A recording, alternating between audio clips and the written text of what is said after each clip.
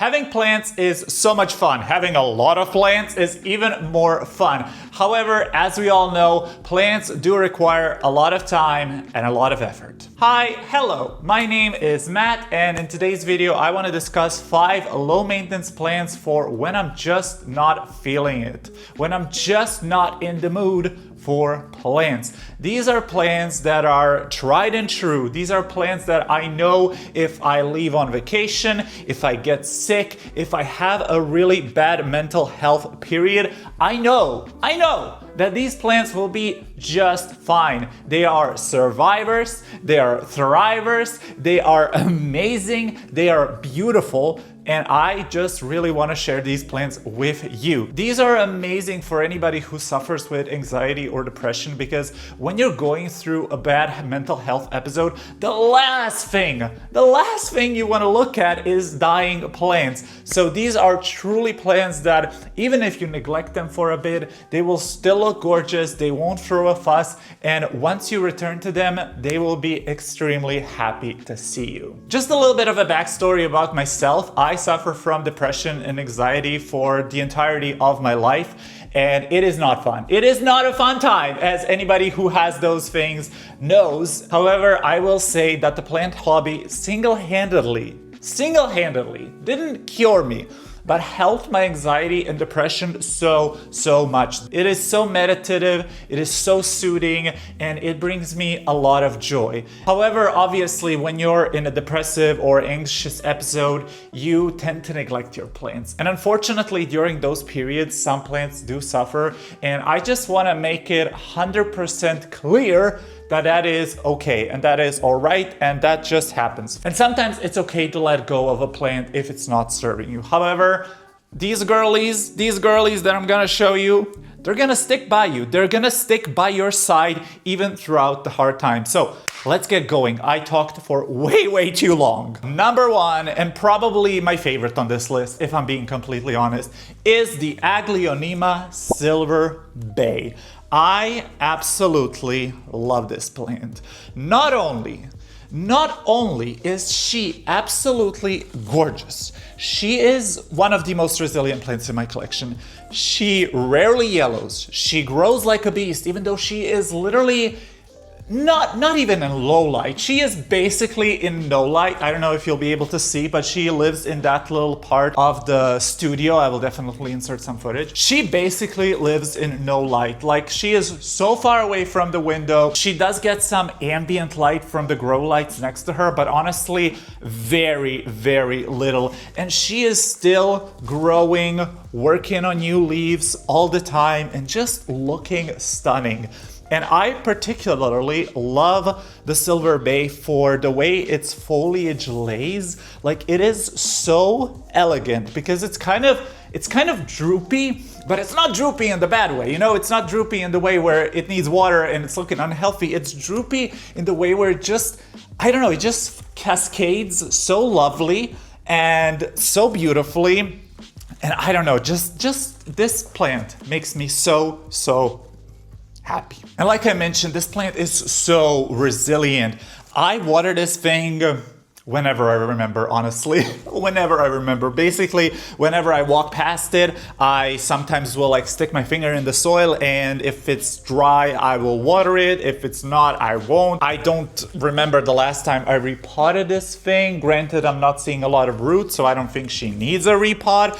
She is just in like a regular soil. This might be even like the store-bought soil or the soil I got her in. I have this plant for about a year and a half, maybe even 2 years. I don't know. Timelines are very blurry for me. In the time that I had her, I had literally 0 issues with her. She always lived in a very low light spot, and she never gave me no trouble. No matter how much I neglected my collection, or if I went on like a long vacation or something like that, this was a plant that was always there for me. This was a plant that no matter what I am going through, she will be there. She will be patiently waiting, and she will look absolutely stunning. I mean, just the foliage is so pretty, and like looking at it, you wouldn't think that it's easy care because it is so pretty and so beautiful and kind of like painted on, but it truly is such a low maintenance girly, and I absolutely adore her.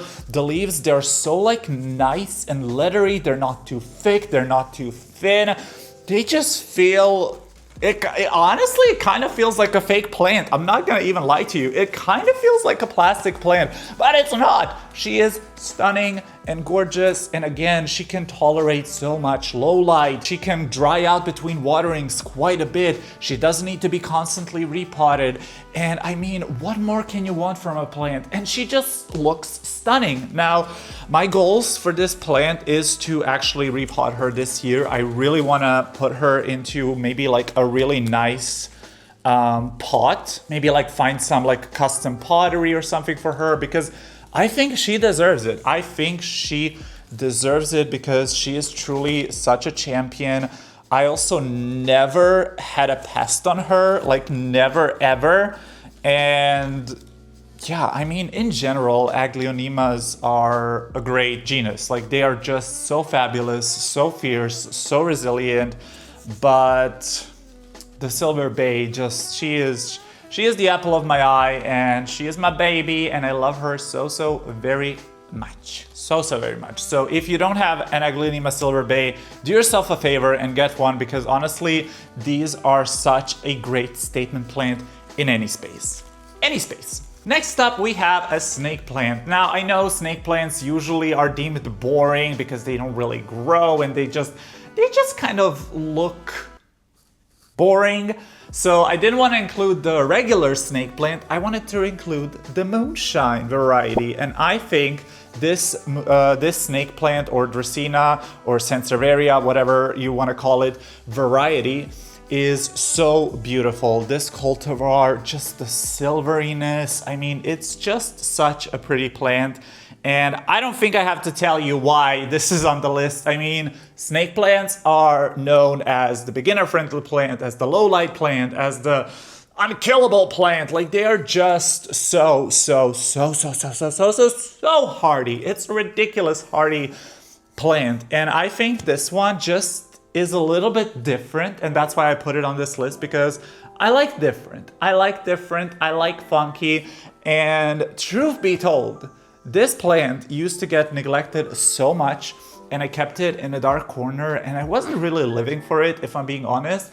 But for some reason, in the last couple of months, I have been just really, I don't know, this plant has just been really catching my eye. I mean, she looks so beautiful. The silver foliage, the way she kind of grows like towards the front, I don't know how to explain it. I mean, just such a beautiful plant.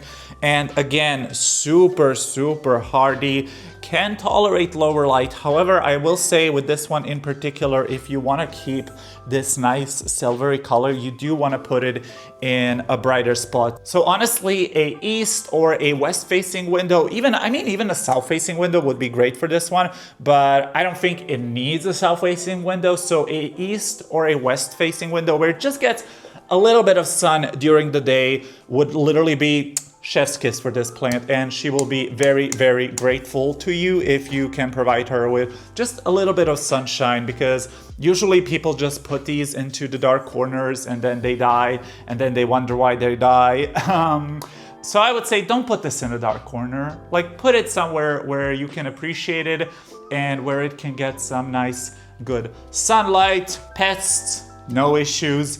Watering literally when I remember. This is in a tiny 12 centimeter pot, and I think she could use an up pot, but honestly, she hasn't been complaining. One thing I will say though, that these can't be propagated by leaf cutting, or they can, but they will revert. I think the only way to actually keep the silveriness is by division. I could be wrong. I could obviously be wrong, and please correct me in the comment section below if I am wrong. However, I do believe that these can only be properly propagated by division, and if you take leaf cuttings, they will revert. But yeah, Sansevieria, or Dracena now, moonshine. Such a gorgeous, sexy babe, and I love her. I could ignore this for months and she will still look this beautiful. She lives a little bit pushed away from my Mother 32 grow light, so she doesn't get a ton of light, literally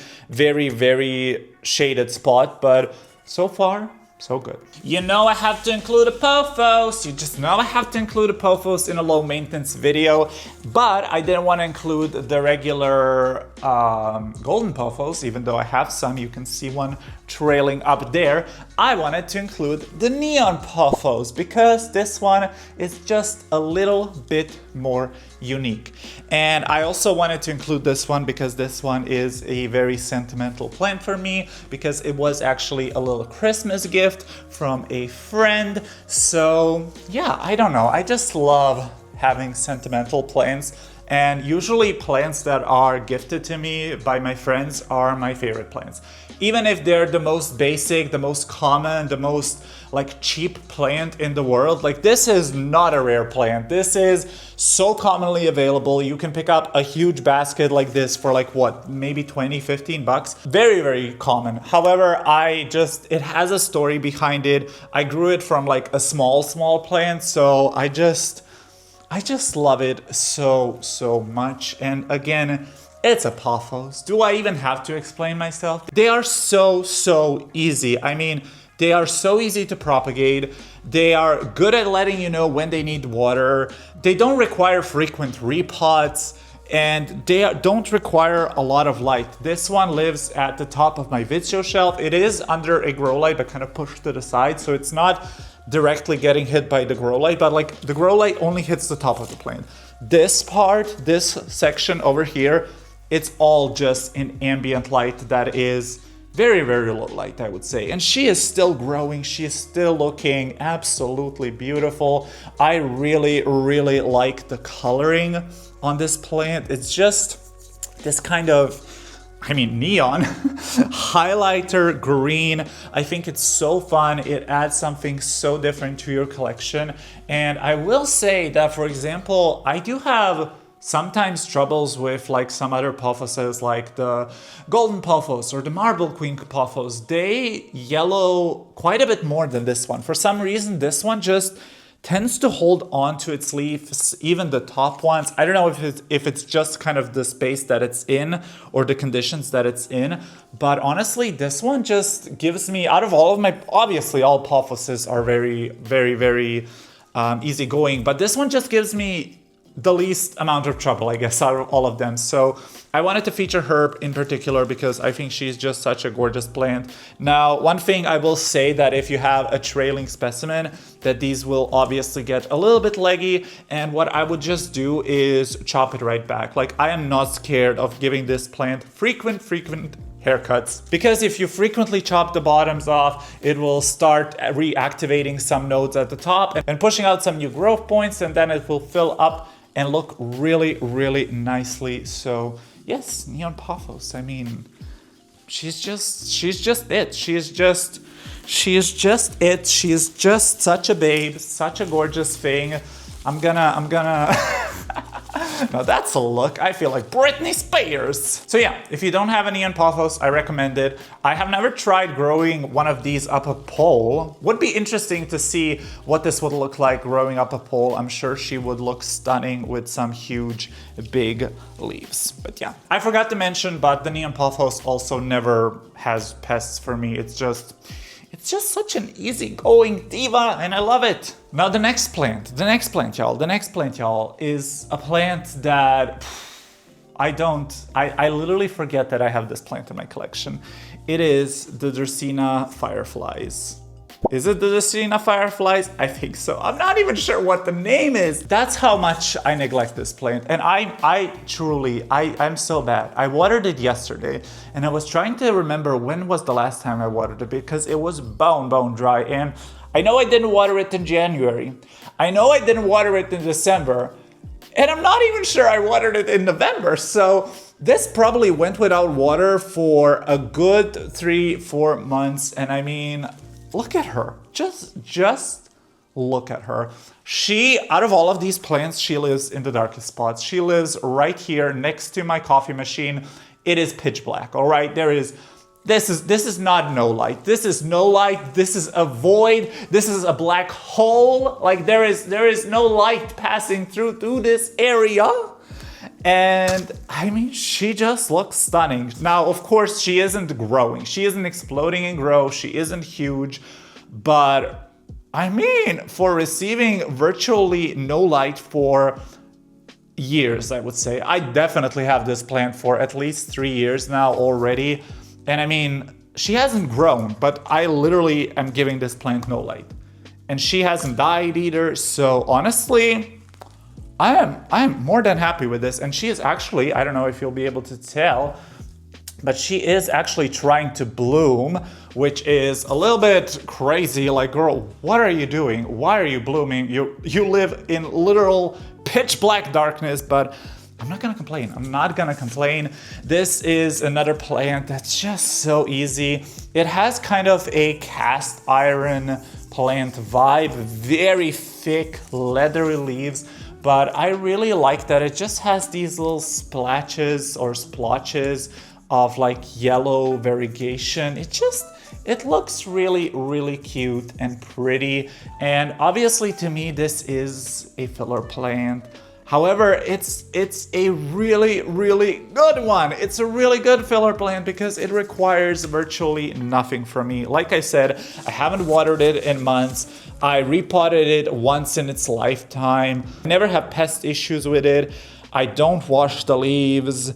And it just keeps on keeping on. I truly don't know how she is even alive or why she's even alive, but I mean, she is, and I'm not gonna complain because I love a good filler plant that is low maintenance because I just like having a plant in every corner, in every nook and cranny of my house. And I just love plants like this that I can just put literally anywhere and they will just fill up the space, add some nice greenery, and just be a low maintenance girly. Like, I think that if I left my house for a year, I would find this houseplant and she would be fine. Like, I'm pretty sure that she would be fine. So yeah, this is another one that is really, really fun and interesting, and it's a little bit different than like some of your other Dracenas, and it is not as difficult or high maintenance as like, let's say, a Dracena marginatus. So this is one that I highly, highly recommend. And we are already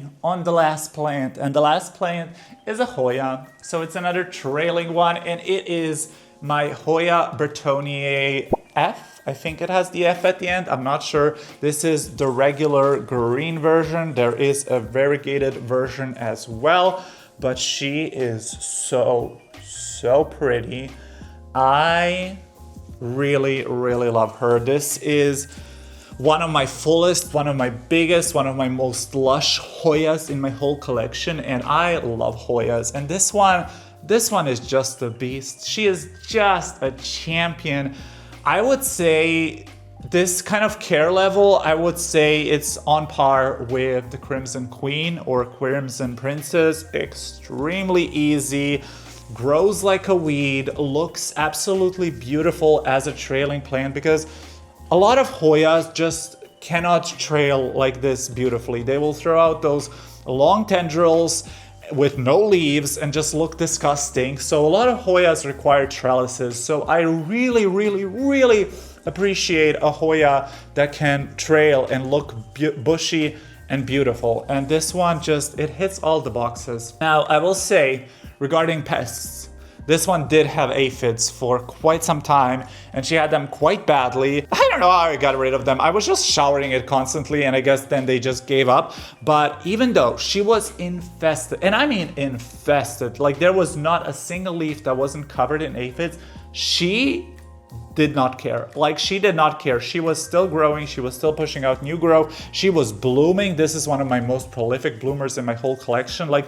a lot of my Hoyas don't bloom because I just don't have enough sunlight for them to bloom. But this one blooms under like a regular Amazon grow light. And again, the grow light only hits like this upper portion of the plant. This lower portion is all pretty much in very, very low light. And I mean, she is looking gorgeous, but My favorite feature of this plant, by far my favorite feature of this plant, is just the tactile feeling it gives. It is so soft. It has that micro fuzz, that suede texture. It feels luxurious. It feels expensive, even though it's not. This is such a cheap and commonly available plant, and I love her so much. Like, just the leaf texture, it's so beautiful. And obviously the leaf color, it's just this really dark green foliage, and I absolutely love her. I really do. She is also a great rooter. Like, she is always well rooted. I never had any rot issues with her. I cannot say enough good words about this plant because she's just so beautiful, and I love her so much. And yeah, I don't know. Again, it's such a common plant, but I think we need to give more credit to the common plants, because yes, having all of those rare, exotic, expensive plants is super fun and amazing, but these tried and true original plants that just are so hardy and look amazing no matter how much neglect you throw at it, these are the plants that are gonna stand the test of times. Like, I think these all are plants that we are probably gonna be seeing in people's collections in like 100, 200, or 500 years, or however long. Like, no matter how many cool Anthurium hybrids or cool philodendrons come out, I think these plants, the common good ones, are here to stay. I think these plants are timeless, and I think they deserve that. I think they deserve to be called icons, legends. That about wraps up my list. Let me know if you have any of these plants and what your experience growing them is. Also, let me know if you have any plants that are your tried and true and that you know are basically indestructible. I would love to know that as well. And on one final note, I just want to say that if you are going through a hard period, do not worry. You are not alone. You will get through this. I believe in you. I love you. And I know you got this, okay? I know you got this, and you will be fine, and all will be well. Until next time, I hope you have a super fabulous, amazing day, and goodbye. Whee! Oh, I'm dizzy now. Crap.